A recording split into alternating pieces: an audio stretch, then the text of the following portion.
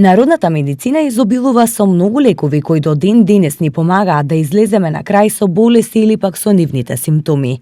Хипократовата супа е многу едноставна и исклучително лековита супа со зеленчук. Во светот е позната како вкусно јадење што помага во спречување и лекување на многу болести со посебен акцент на канцерогените болести. Го чисти и детоксицира организмот, помага при главоболка, депресија, надуеност, запек. Се препорачува при дијабетис, артритис, ревматизам, кардиоваскуларни болести, пневмонија, рак и многу други болести. Се верува дека оваа супа е измислена пред 2500 години од Хипократ, таткото на медицината, по кого е именувана.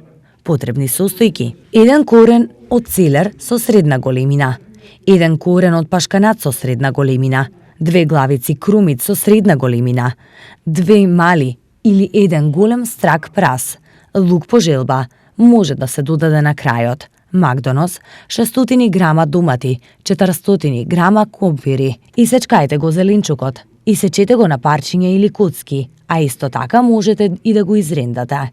Ставете го во големо тенџере и дополнете доволно вода за да го покриете. Загрејте го тенџерето до вриење, а потоа продолжете да ја готвите супата на тивок оган час и половина до 2, додека зеленчукот не умекне. На самиот крај на готвењето додадете лук и од дозволените зачини во помали количини. Исцедете ја зготвената супа, консумирајте 1 порција на ден, а преостанатата количина оставете ја во фрижидер. Супата треба да се готви на тивок оган, со што е можно помалку вода. Садот во кој се готви мора да биде покриен со цел да се спречи испарувањето на корисните состојки. Употребата на алуминиумскиот прибор е забранета, а употребата на сребрени садови се препорачува за јадење.